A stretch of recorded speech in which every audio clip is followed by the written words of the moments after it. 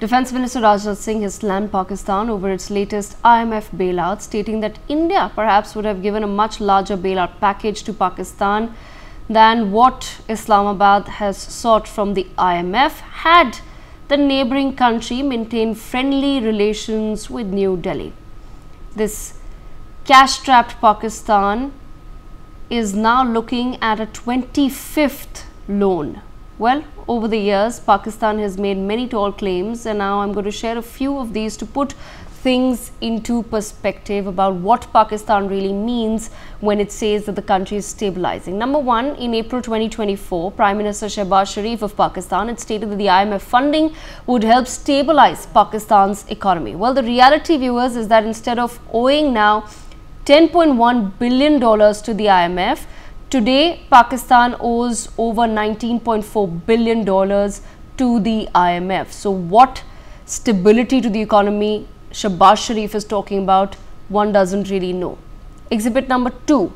Prime Minister Shehbaz Sharif of Pakistan had thanked the Crown Prince of Saudi Arabia for depositing a $2 billion loan to Pakistan in 2023, stating that this would strengthen its forex reserves. Pakistan's forex reserves in 2023 stood at $13.73 billion and now they stand at $8.21 billion. They've in fact reduced. Exhibit number 3. On 2nd September 2024, Prime Minister of Pakistan, Shehbaz Sharif, stated that Pakistan's economy was moving towards stability.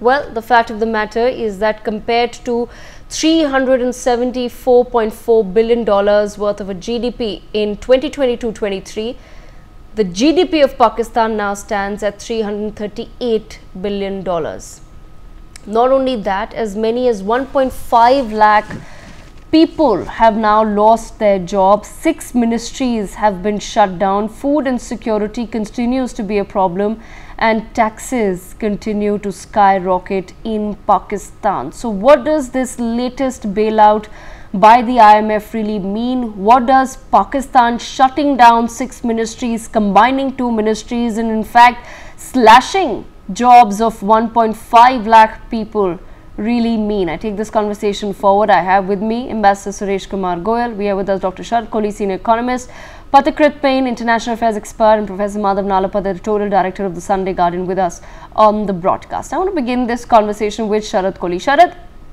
when the IMF states that it will now give out a chunk of its latest loan to Pakistan, but Pakistan states that in order to get that loan, we've had to cut back on 1.5 lakh job postings, specifically within the government sectors. We've had to shut down 6 ministries altogether and then combine 2 ministries. What is that really reflective of as far as the IMF's understanding of government work and government ministries in Pakistan is concerned? The reason why I ask you this is because it does seem as though the international funding agents have also come to the realization that Pakistan, its ministers and its government ministries are nothing but a bunch of corrupt goons. Good evening, Devika. Good evening to my fellow panelists and the NewsX viewers. Well, if you ask me, I flipped the coin for a moment. And the coin is that, IMF, when it funds, we should not forget IMF is a common pool. Most of it is funded by America and some of the other countries. But the larger question is, does IMF have that much of funds that it is rolling down on Pakistan for, dozens and dozens number of times if we count the bailout, knowing very well that this money is not going to come back. This money is going down the drain. I mean, of course, austerity measures in terms of consolidating the ministries, and obviously IMF lays down certain conditions that you have to hike your taxes, you have to collect more cess, duties, cut down on the government expenditure, reduce the expenditure on administration, and so on and so forth. So that is besides the point. But the point is that has IMF not been able to assess that it is dumping money into a country, into an economy where it is just going nowhere. It is just being spent on spreading terrorism. It is being spread on breeding terrorism. Now, that for me is a larger question. Coming down to Pakistan, Devika, the entire money is going to have the same fate as in case of earlier bailouts. Your numbers the exhibits which you shared, they are quite evident. $20 billion of IMF debt, more than I would say almost a 10% fall in the GDP. Now, for a country which is effectively not growing, a country which is shrinking. I mean, you can't even use the word depression for Pakistan, because there is never going to be a growth. First of all, you use the term growth for a country, or use the term depression for a country which grows, and vice versa. But in case of Pakistan, there is no question of growth, because there is no foreign investment coming. There is no increased witness in the tax collections of the government. The rate of unemployment is rising. Inflation rate is high. Take, for example, Devika, any economic parameter, it doesn't seem to be favorable.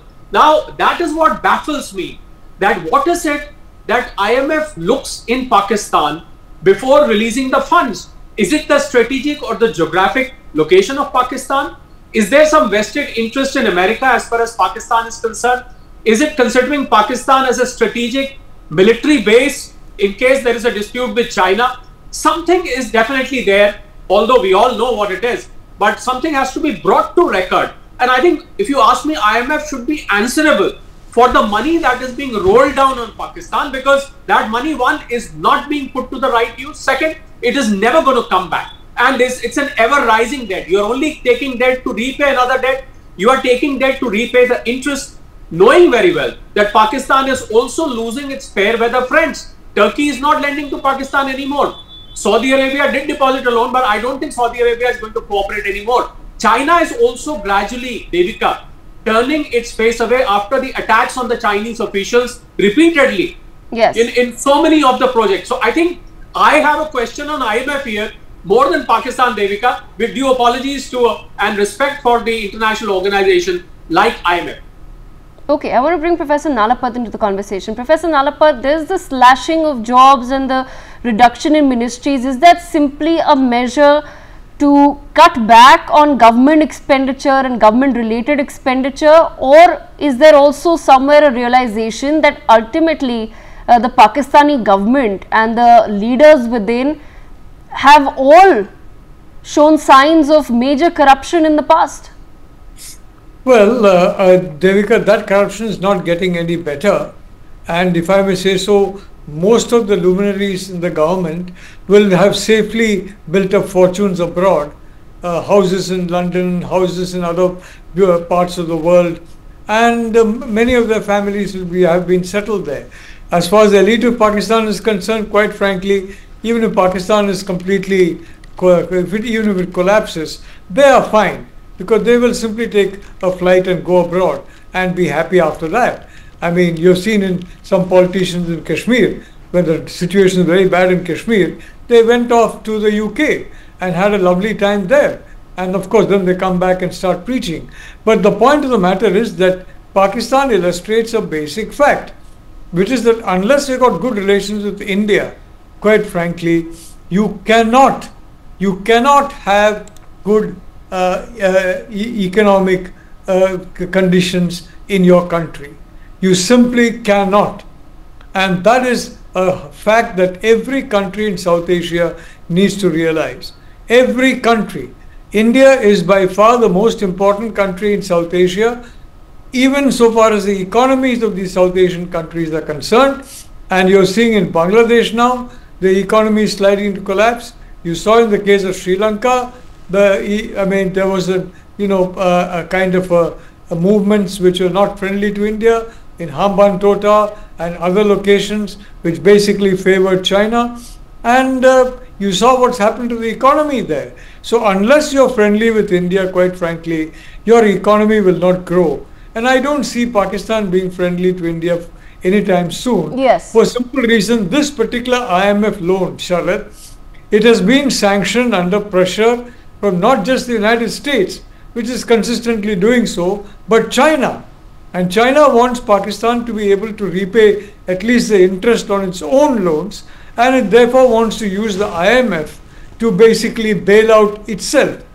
China. So China is using its clout in the IMF to bail itself out of the bad loans it has given Pakistan. So that is why that loan has come. I agree with you. It is a loan which will never be repaid, and quite frankly, the sanctioning officers behind those loans deserve to be brought to account. now or in the future, when it is very, very clear that they have made a very bad mistake and they are playing with everybody's money, including our money, India's money, in showering this largesse on Pakistan. Devika. Okay, Pathikrit, bringing you into the conversation. Pathikrit, your thoughts on what's really happening in Pakistan and the fact that Pakistan continues to try to present, as I mentioned in my opening comments as well, this rosy picture to the world that all of these loans that are coming in are actually helping stabilize the economy, but the numbers really do speak for themselves as far as Pakistan is concerned. Well, even if they have said that it's not stabilizing, they would have still got the money. You know, the money is not being given to them to become a better economy. The money is not being given to them so that American companies can invest there and create a world-class manufacturing hub. The money is being given to them simply to stay afloat because they have a nuisance value. And so long as they continue to do what they do very well in terms of funding, incubating, training terrorism, which for the time being has been kept at bay, but it has a value as and when it will be required, it will be put to use. Right now you see there's so much of overtures being made by Pakistan to Bangladesh. There's so much of diplomatic movements happening. In fact, inside United States, when Dr. Yunus, the interim prime minister, went and he was introducing certain elements to Mr. Bill Clinton and Hillary Clinton, perhaps, who are from banned organizations, and he is openly saying that this was all orchestrated. This was well planned out. The ouster of Hasina, and everyone over there was clapping. So you would see that Pakistan will gradually help Bangladesh. It will try to make Bangladesh another Pakistan. And that's the reason, Devika, the money is being given. So this is not an economics debate. This is not about whether the fiscal deficit is becoming better or not, whether they will have structural reforms or not. They care a damn. So long as dollar remains a reserve currency, so long as Washington can keep on printing the dollar, they will fund the IMF and World Bank for this kind of purpose. Please understand, when Sri Lanka was in crisis, and it had severe crisis, where was World Bank and IMF? Did they come to bail them out right at that moment? No. So then it was the onus was on India to actually help and bail out Sri Lanka. For us, it was important because we do not want Sri Lanka to be in bad situation in our neighborhood, because it would have had drain down impact on India as well. But I think if you see how Pakistan has performed over the years, there are two things.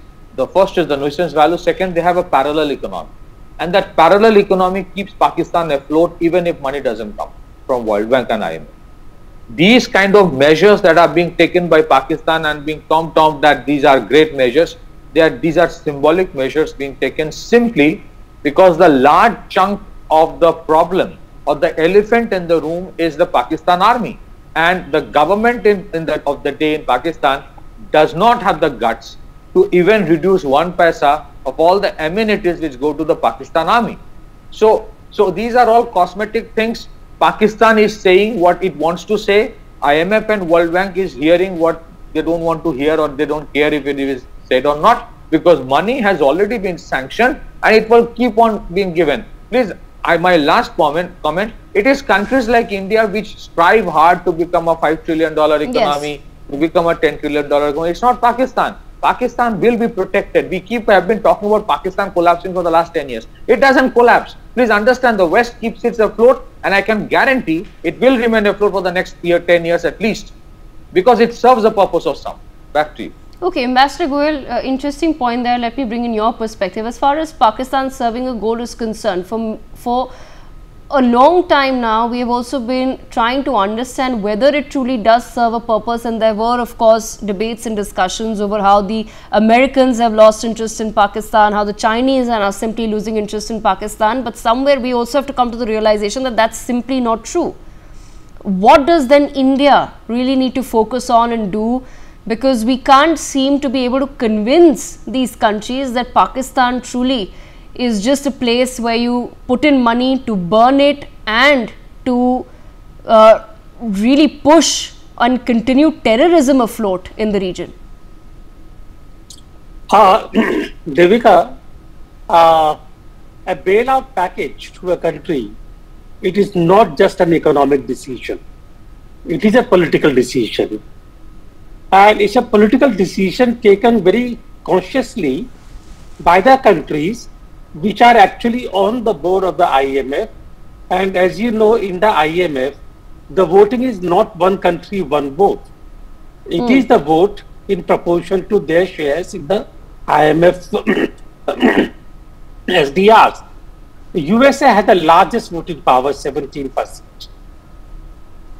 Other countries have 40%, India has 1.9% or something. My one question would be really that it not just being an economic decision, because purely on the economic parameters, and I think my previous co-panelists have brought out very eloquently the case for not giving any bailout to Pakistan. Fair enough. But if we consider where Pakistan is, and if we consider what the consequences of a failed Pakistan are going to be, then we need to look at what the options are. Please mind you, I am not championing Pakistan. I am basically talking about our own economic security. When we are talking about Sri Lanka, before that we were talking about the IMF bailout package for Sri Lanka, our one argument was that stability in Sri Lanka is going to cause a huge impact on India's own security. Now, my one question here would be that Balochistan is taking place, fine, on the other side of the border. Anything happening on our borders in terms of stability in Pakistan, would it lead to huge influx of people from Pakistan into India? Is it a possibility? And is it a possibility that many of those who actually then try to come into India, they will be basically extremist elements? Is that a possibility? Will our security forces, in case of such a huge influx into India, when millions of people are basically trying to push through the border, can our security forces deal with the situation or not? I'm not saying yes or no here. I'm only raising the questions that for us, our security, and it is not just a mantra, our security is interlinked to security of our neighbors. Unfortunate situation sometimes, but it's a fact. And therefore, did India again vote against bailout package for Pakistan? We did not. Why? That answers your question. Therefore, it is all right for Raksha Mantriji to say that if Pakistan had remained friend, which is a truism, we would have given more money to Pakistan than IMF. What he is also trying to say is what we have said all the time. When we constituted SARC, when we wanted to have friendship with Pakistan, because we want our security. And our security lies in stability on the other side of the border, which unfortunately is not happening with the Pakistan the way it is.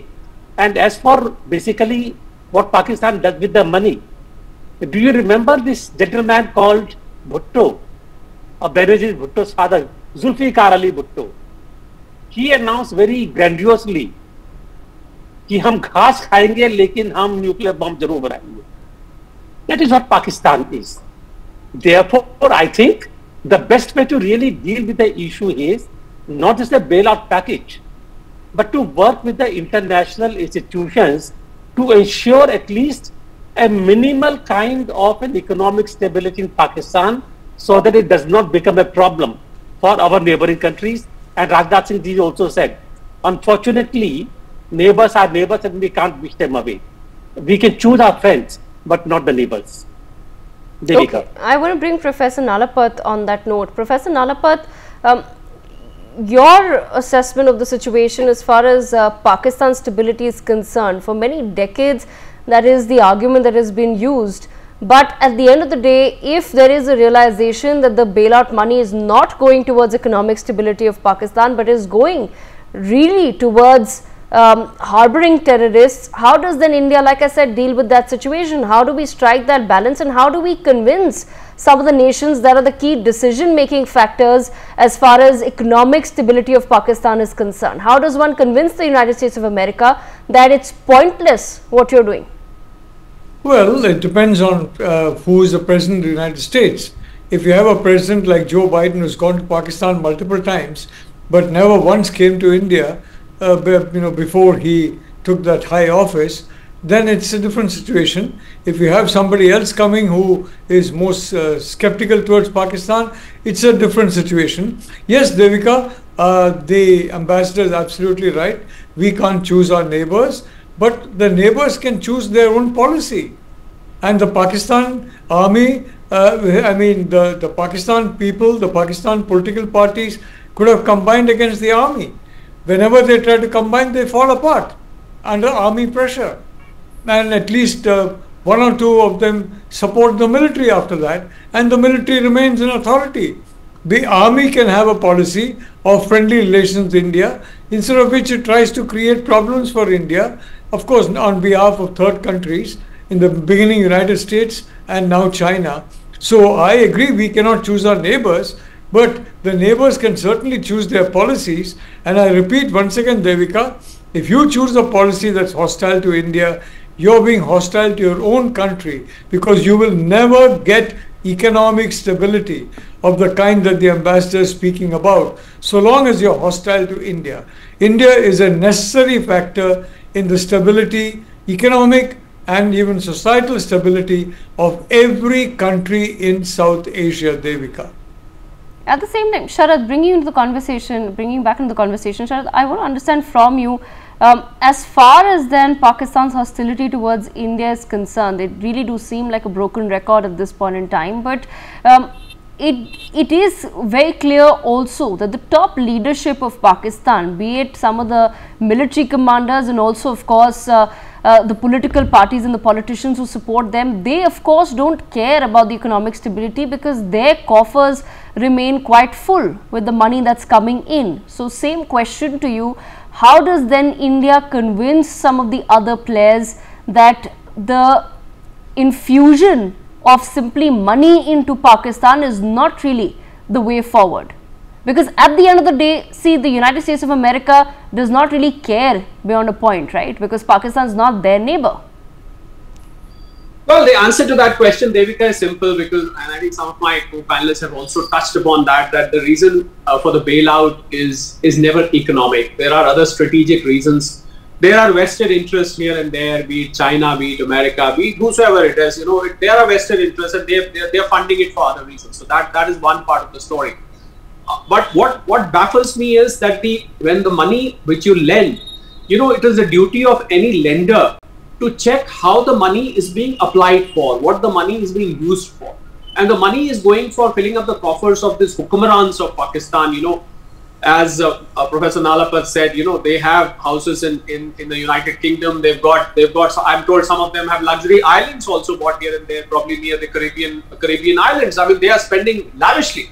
And there is the Awam of Pakistan who's struggling to meet both the ends. There are basic food grains, there is a shortage, electricity, there is a shortage, drinking water, there is a shortage, all the basic amenities which any average citizen would need, there is a shortage. People are struggling. Power cuts has become the new norm. I mean, they are practically, I'm told that the power goes more often than it comes. So if you compare the Awam of Pakistan with the Hukamran of Pakistan, I'm sure people of Pakistan realize what is happening to the money that's coming. People of Pakistan know that this funding is coming and where this funding is going. There are only two ways this funding is going. One is to breed terrorism.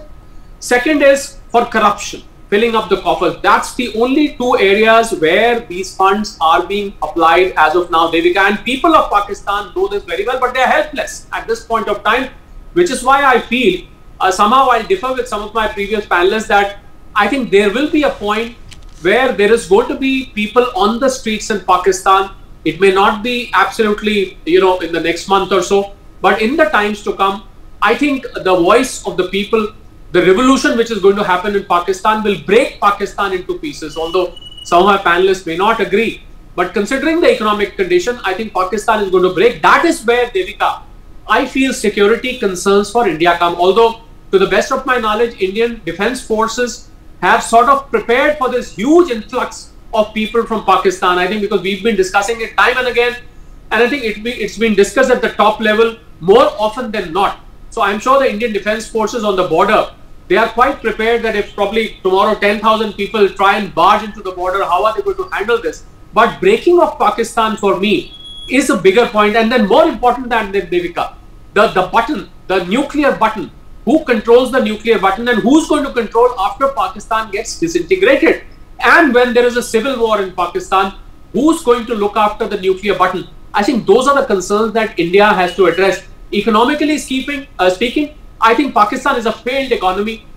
There is no need, Devika, for us to even look at any economic parameter. I have all the parameters in front of me, be it export, be it the fiscal deficit, be it the per capita income, the GDP. I practically got everything in front of me. So there's no point. I think we need to look at our own security, Devika, sooner than later. Okay, I have a couple of minutes left. I'll leave the last word with Ambassador Goel. Ambassador Goel, bring you back in the conversation.